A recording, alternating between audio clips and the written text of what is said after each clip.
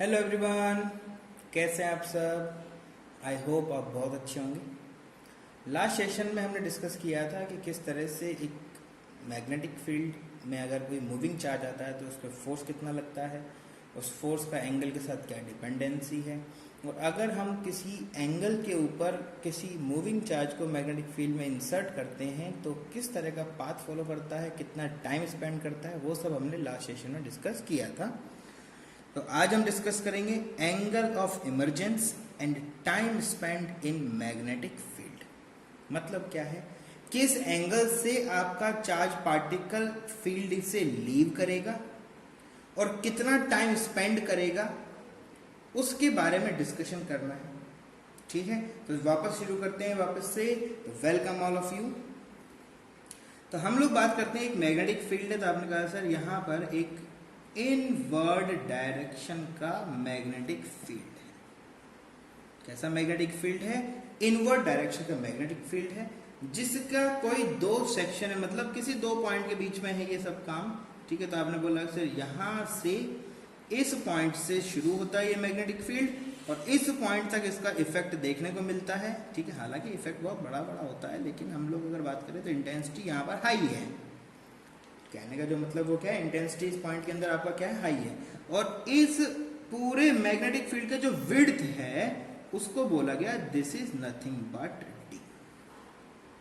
कितना विड्थ है? आपने बोला सर ये जो विड्थ है वो कितना है, डी है। अब यहां से मेरे पास कोई एक चार्ज पार्टिकल है। ठीक है, कैसा है, क्यू चार्ज पार्टिकल है, पॉजिटिव है, और ये v वेलोसिटी से इसमें क्या करता है, इंसर्ट v वेलोसिटी से इसमें क्या करता है, इंसर्ट होता है। तो जैसे इस पॉइंट पे आएगा इस पे फोर्स लगेगा, फोर्स होगा तो इसका जो पाथ होना चाहिए था ऐसा स्ट्रेट लाइन, ये क्या कर जाएगा, डिफ्लेक्ट हो जाएगा। तो आपने कहा सर ये क्या करेगा, डिफ्लेक्ट करेगा। तो डिफ्लेक्ट करने के बाद क्या होगा, आपने कहा सर डिफ्लेक्ट करने के बाद में पाथ चेंज होगा। तो पाथ इनका चेंज हुआ और ये इस तरह से अपना पाथ क्या किया, इसने चेंज किया। चेंज करने के बाद यहां जैसे ये रीच करेगा, यहां से क्या होगा, यहां से इसका वापस से पाथ स्ट्रेट लाइन हो जाएगा और वेलोसिटी v से ये आगे ट्रेवल करेगा। क्वेश्चन जो हमसे पूछा जा रहा है, जो हम बातें करना चाहते हैं वो क्या है, वो समझो। हमें पता लगाना है ये एंगल कितना होगा, थीटा, और इस पूरे पाथ, इस पूरे मैग्नेटिक फील्ड में कितना टाइम स्पेंड किया, कितना टाइम स्पेंड किया। तो हमसे पूछा जा रहा है find theta and time spend in magnetic field. ठीक है, बड़ा बड़ा नहीं लिखेंगे, बी लिख दोगे तो समझ जाओगे। कंडीशन दिया हुआ उसने पहले से, हमें कंडीशन उसने हमसे पहले ही दे दिया। क्या बोला गया, कंडीशन नंबर 1, डी का वैल्यू, डी का मैग्नीट्यूड दिया हुआ है, डी पे डिपेंडेंसी है। तो डी के लिए बोला गया कि ये आपका है mv divide by 2qb, number 1। Second condition आपको जो सॉल्व करना है वो है d is equals to mv divide by qb।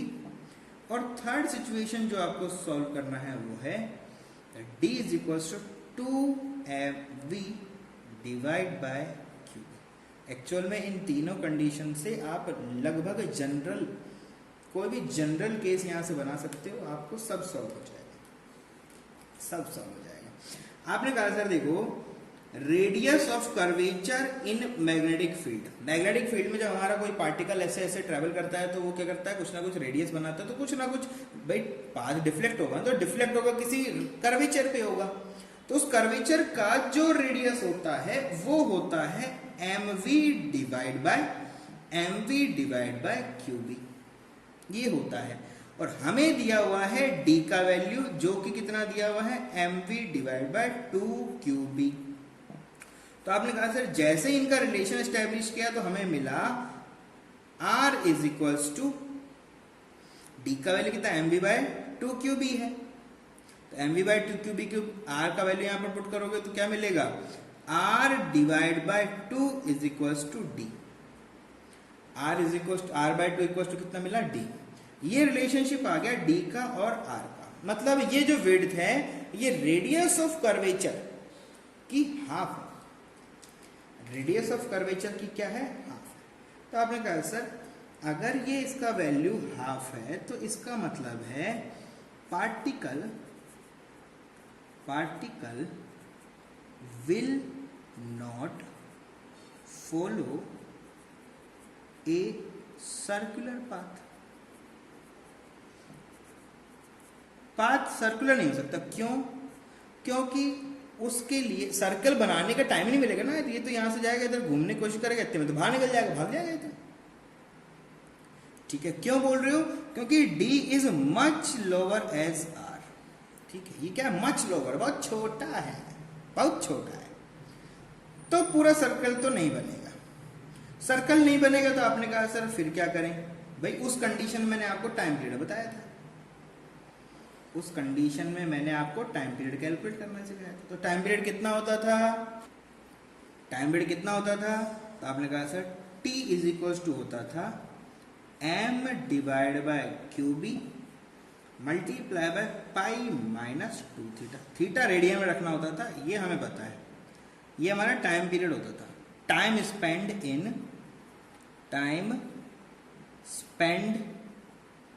In magnetic field. Magnetic field के अंदर जो हमने टाइम स्पेंड किया है उसका ये वैल्यू हुआ करता था। समझ रहे हो? तो थीटा अगर पता लग जाए तो टाइम स्पेंड पता लग जाए। तो आपने कहा सर थीटा तो हम पता लगा लेंगे, कैसे पता लगा लेंगे? आपने कहा सर सिंपल है, बहुत सिंपल है। आपने कहा सर कैसे सिंपल? भाई सिंपल समझो ना यार, इस पॉइंट से कोई एक पॉइंट होगा, वहां से ये पॉइंट है जहां से आपका ये वेलोसिटी बाहर निकलेगा। भाई ये पॉइंट कहीं से आर डिस्टेंस पे होगा ना। अरे ये आर डिस्टेंस पे होगा कि नहीं होगा? होगा ना। और ये जो डिस्टेंस यहां से यहाँ का ये कितना डी है, उस पॉइंट से यहाँ का जो डिस्टेंस होगा वो भी आर होगा। और ये जो एंगल आप देख रहे हो, ये एंगल अगर थीटा है तो बेटा जी ये एंगल कितना होगा? ये कितना होगा? ये दोनों 90 डिग्री है तो 90 माइनस थीटा हो जाएगा, फिर ये हो जाएगा तो 90 माइनस ये 90 माइनस थीटा, और फिर 90 माइनस थीटा तो थीटा। तो इस तरह से देखोगे तो सब कैलकुलेशन आप कर सकते हो। ठीक है, हमें जो पता है वो ये है कि ये एंगल थीटा है और ये यहां बन रहा है जेड। ये कितना बन रहा है? जेड। ठीक है, अच्छा ये एंगल थीटा ले लिया हमने, कोई बात नहीं, यहाँ ये एंगल थीटा है। ठीक है, ये एंगल हमें पता लगाना होता है, सॉरी एंगल ये वाला देखना होता है, ये थीटा डबल डैश, ये थीटा डैश। ठीक है, तो ये आपका थीटा डैश अगर है, ये एंगल मैं बोलता हूँ दिस इज थीटा। कोई बात नहीं, उससे कैलकुलेशन में कोई फर्क नहीं पड़ेगा, आप जैसा चाहो ले सकते हो, कोई दिक्कत इसमें बात नहीं। ठीक है, तो थीटा डैश और ये थीटा, तो ये अगर थीटा है तो यहाँ पर एंगल बनेगा, ये थीटा हो जाएगा, तो ये 90 माइनस थीटा हो जाएगा। ठीक है, तो ये 90 माइनस थीटा होगा तो ये एंगल कितना हो जाएगा? वापस से ये एंगल आपका थीटा हो जाएगा। ये एंगल आपका कितना हो जाएगा? This is 90 minus theta. और इस पूरे ट्राइंगल से इटरेशन अगर करना चाहेंगे तो मैंने लिखा यहाँ से साइन थीटा, तो साइन थीटा आपका क्या हो जाएगा? यहाँ से साइन थीटा आपका हो जाएगा डी डिवाइड बाय आर। ठीक है, sorry D divide by R, ये वाला। ठीक, तो ये हो गया आपका परपेंडिकुलर, ये हो गया आपका हाइपोटेनस, तो this value is sine theta. तो आपने बोल दिया सर ये हो गया डी डिवाइड बाय आर, और डी का जो वैल्यू है वो कितना है? r/2, तो ये हो जाएगा टोटल वैल्यू 1/2। तो आपने कहा सर साइन थीटा 1/2, तो थीटा का वैल्यू यहाँ से कितना हो जाएगा? आपने कहा सर ये हो जाएगा 30 डिग्री। थीटा डिग्री कितना है? 30। और इसी चीज को अगर लिखना चाहे तो क्या लिख सकते हैं? पाई डिवाइड बाय 290 होता है, फिर होता है वो ये जगह 6। ठीक है, π/6। तो टाइम पीरियड कितना हो जाएगा? यहाँ पर पुट कर दो π/6, π/3, पाई माइनस π/3 कितना हो जाएगा? π/6। समझ रहे हो? सिंपल है यार, उस एंगल की बात करो, जो आपका एंगल है उसकी बात करो। ठीक है, तो उसको कैलकुलेट कर लो तो आपके पास में आ जाएगा value m divide by QB multiply by pi divide by 6। This is the time period spend. ये आपका एंगल। बस क्वेश्चन क्या था?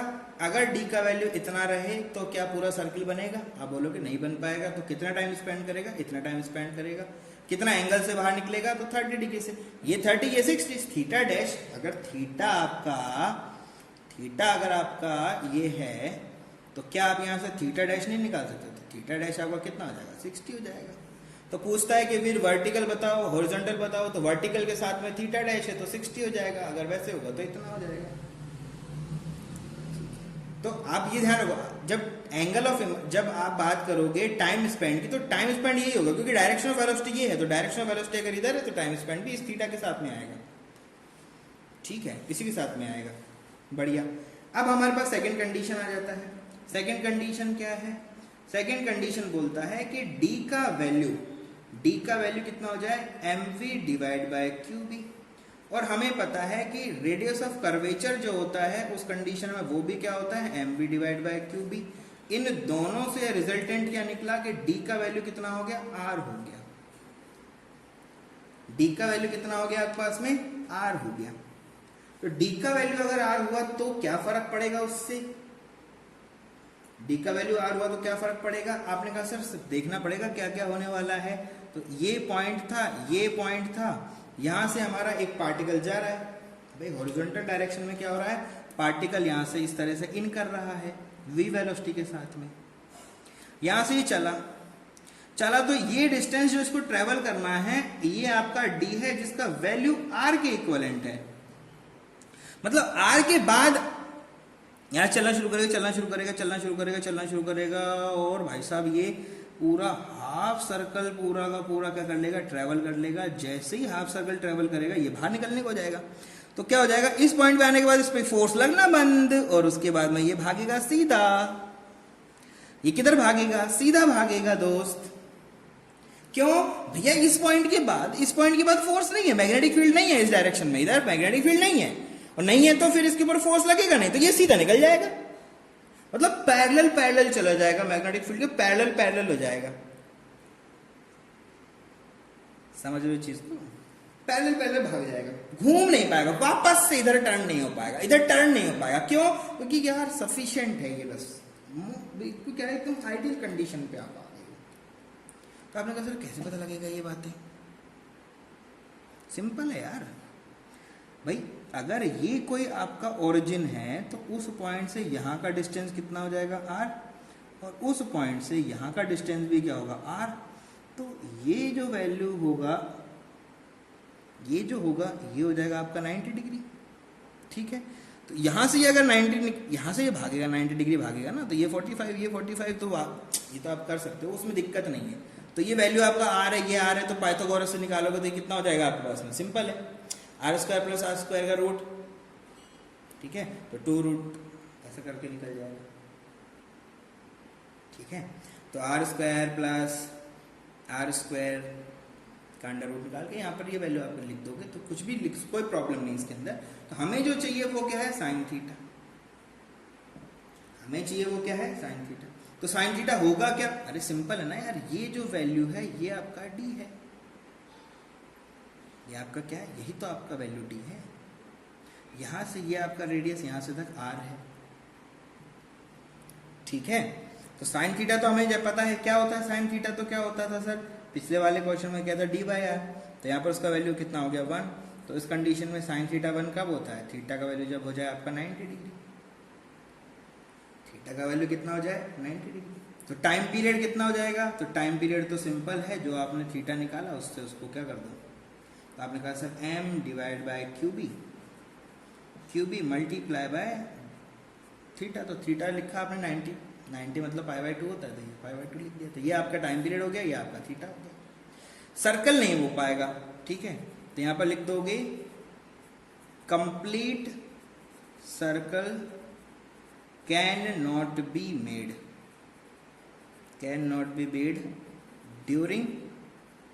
During motion.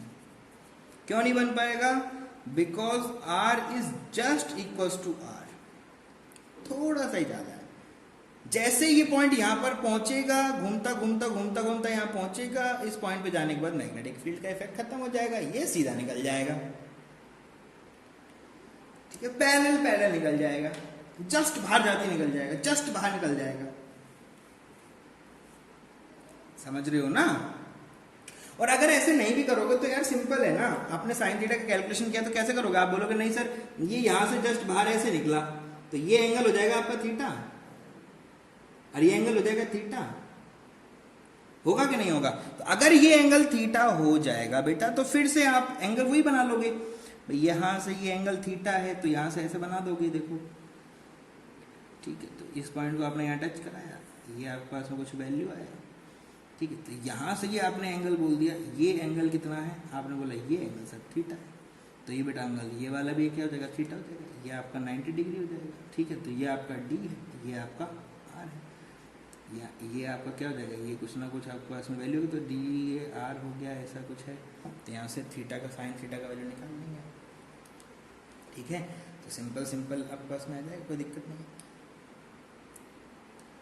समझ रहे हो चीज़ों को, नहीं समझ पा रहे, नहीं समझ पा रहे, अरे उस पॉइंट से यहाँ तक का डिस्टेंस, यार वहाँ से यहाँ तक का डिस्टेंस ऐसे ही है, ये हो जाएगा, तो रेडियस ही तो होगी, वो रेडियस ही तो होगी, उस पॉइंट से वहाँ तक का डिस्टेंस रेडियस ही तो होगा। अरे अगर यहाँ ये था तो ऐसे ये आर ही तो हुआ करता था, ये फिर आपका आर हुआ था, ये आपका डी हुआ था, ये आर हुआ था, वही सब सिचुएशन है, वही सब आपका क्या है सिचुएशन है, तो डी बाय आर के रेशियो में बन जाएगा आपके पास में आराम से, कोई दिक्कत नहीं। नहीं समझ पा रहे हो, वापस से देखो, वापस से देखो भैया, अभी थोड़ी देर पहले क्या हुआ था, यहाँ से ये एंटर किया था और एंटर करके यहाँ से ऐसे निकल गया था, अरे यही निकला था, नहीं निकला था, v वेलोसिटी से यहाँ से बाहर निकल गया था, तो ये एंगल को हमने बोला था थीटा है, ये जो एंगल है ये क्या है आपका थीटा है। अब ये हाफ सर्कल का ही तो पॉइंट है, तो उस पॉइंट से यहां का जो डिस्टेंस होगा क्या ये आर नहीं होगा, और यहां से यहां तक का जो डिस्टेंस होगा क्या वो आर नहीं होगा, होगा ना, और ये यहां से यहां तक का जो डिस्टेंस है, ये सिंपल है यार, यहां ऐसे कर दो ना इसको, लो तो ये आपका क्या है, ये डी है, ठीक है, तो हमने इसको ऐसे बना रहे हैं, तो ऊपर चले गए हम लोग बस थोड़ा सा, भाई किसी पॉइंट से वहां से यहाँ का डिस्टेंस भी तो हम थोड़ा ऊपर चले गए, उससे फर्क नहीं पड़ता, तो डिस्टेंस तो ऐसे होगा ना, तो ओ पॉइंट से देखो इसको, ठीक है, तो यहां से ये वैल्यू कितना हो गया डी, ये लिखा डी, ये यहां से यहां तक का क्या वैल्यू है नहीं पता हमें, कोई बात नहीं, तो अरे ये अगर डी है तो ये तो आर है ना, तो ऊपर वाला ट्राइंगल तो देख ही सकते हो ना, ऊपर वाला ट्राइंगल तो देख सकते हो ना, तो ये वाला भी 90 डिग्री होगा, ये थीटा है, तो इसके अपोजिट में यहाँ पर थीटा बनेगा, ये 90 माइनस थीटा, तो ये वापस से क्या बन जाएगा, थीटा बन जाएगा, वापस से क्या बन जाएगा, थीटा बन जाएगा, तो फिर वही देखो साइन थीटा का वैल्यू चाहिए तो डी बाई आर हो जाएगा, डी बाई आर हो जाएगा, ठीक है, बेस डिवाइड बाय हाइपोटेनस। समझ रहे हो चीज को, तो बिल्कुल आसान सी चीजें हैं आपके पास में, ऐसे आपको ये सब करना होता है, तो सिंपल यार, आप तो देखो सिंपल याद रखो कि साइन थीटा जो है वो क्या है, डी बाई आर का रेशियो है, तो डी बाई आर का रेशियो है तो उसका वैल्यू रखते चल जाओ, डी का वैल्यू दिया हुआ, आर का वैल्यू दिया है, दोनों को कंपेयर करते जाओ, यहाँ पे चल जाएगा, तो बस आप ध्यान रखो, आर अगर ज्यादा हो गया, अगर डी का वैल्यू आर से ज्यादा हो गया तो सर्किल कंप्लीट होगा, तो सर्किल क्या हो जाएगा, कंप्लीट हो जाएगा, तो थर्ड सिचुएशन को भी सोल्व कर लो यहीं पर। क्वेश्चन में दिया है कि d इज इक्वल टू कितना है, 2m divide by Q V, और r जो होता है वो क्या होता है, M V divide by Q V, तो यहाँ से आपको पता लगा कि d इज इक्वल टू कितना हो गया, 2 टाइम्स r, ये हो गया कि d is much greater than as r, ठीक है, तो बोलोगे complete circle will be made, पूरा सर्कल यहां पर बनेगा, पूरा सर्कल बनेगा, तो आपको वैसे टाइम पीरियड कितना लगेगा, टाइम पीरियड जो वहां हुआ करता था वही हो जाएगा, तो कितना होता था वो, पाई एम डिवाइड बाय क्यू, एक सर्कल पूरा बनना पड़ेगा। क्यों ऐसा बोल रहे हो भाई, साइन थीटा जो है वो किसका रेशियो है, डी बाय आर का रेशियो है, तो इसका वैल्यू कितना हो गया 2r, ये हो गया r, तो ये हो गया 2, तो थीटा जो रेंज होता है वो हमेशा क्या होता है 1 से और -1 के बीच का होता है, तो ये 2 तो हो ही नहीं सकता, ये तो नॉट पॉसिबल, इसका मतलब ये स्केप नहीं करेगा, ये नॉट पॉसिबल का मतलब क्या, साइन थीटा नॉट पॉसिबल है, इसका मतलब ये थीटा होगा ही नहीं, theta will not be there, theta यहाँ होगा ही नहीं, तो थीटा यहाँ नहीं होगा, इसका मतलब क्या है, वो वहीं पर घूम रहा है, तो क्या करेगा, पूरा का पूरा वापस सिस्टम में घूमने लगेगा, तो घूमने लगेगा तो उसकी वजह से क्या होगा, उसकी वजह से कंप्लीट सर्किल बनेगा, तो थीटा का वैल्यू तो आएगा ही नहीं, थीटा यहाँ पॉसिबल ही नहीं है, थीटा जो है, सॉरी थीटा जो है आपका वो 0 से क्या है, 0 से 1 के बीच में है, तो 0 से 1 के बीच में रहेगा तो ये तो 2 आ रहा है, तो 2 आ रहा है, तो 2 तो हम लोग सॉल्व नहीं कर सकते, तो 2 सॉल्व नहीं कर सकते, इसका मतलब ये थीटा बनेगा ही नहीं, थीटा नहीं बनेगा मतलब ये कंप्लीट सर्किल बनाएगा, कंप्लीट सर्किल रहेगा और टाइम पीरियड जो रहेगा वो पहले जो हुआ करता था वही टाइम पीरियड आपका वापस हो जाएगा। समझ रहे हो चीज़ों को? गुड।